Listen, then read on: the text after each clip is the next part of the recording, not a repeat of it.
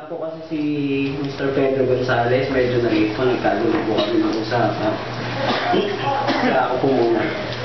Ngayon, yung sa tubataan naman po, ang tatalakayin naman po namin ay yung sa pangkabuhayang implikasyon.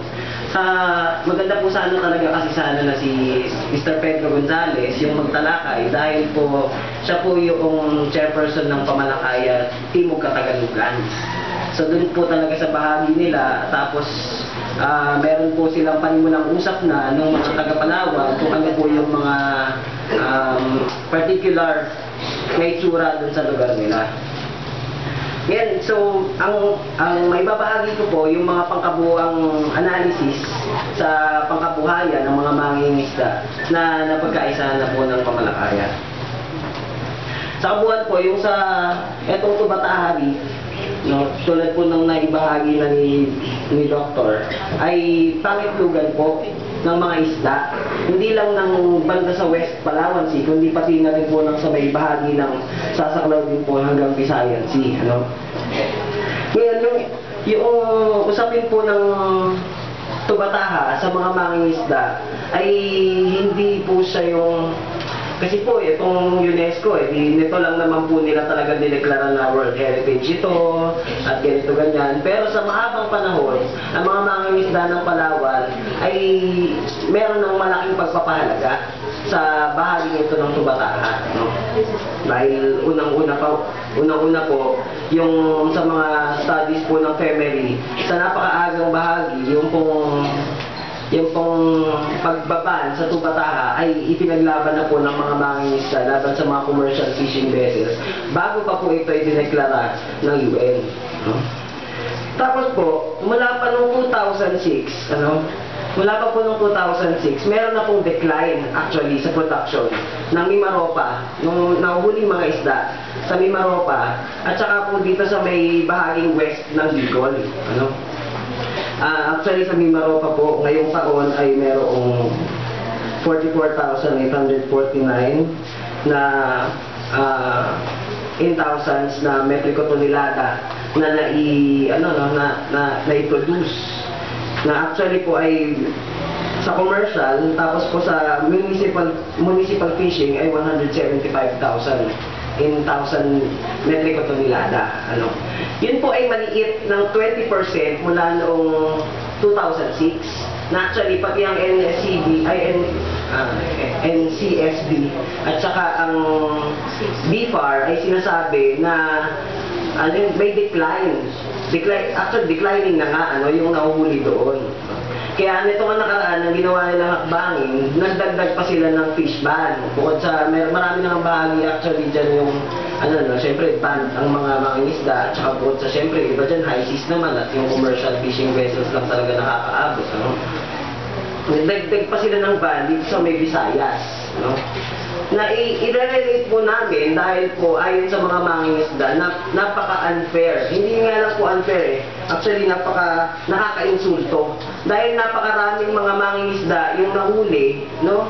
Nung nakaraan, 8 po, ang hinuli dun sa fish ban sa Visayas, no? Para daw po i-conserve ang mga isda, para paramihin yung nahuhuli.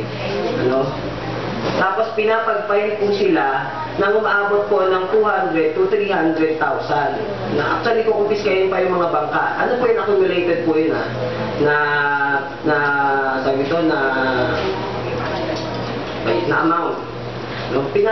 Pinapagbayad sila ng ganun kalaki. Nakaka-insulto po yun sa mga mangingisda. Samantalang, ito pong USS Guardian, na sumira, hindi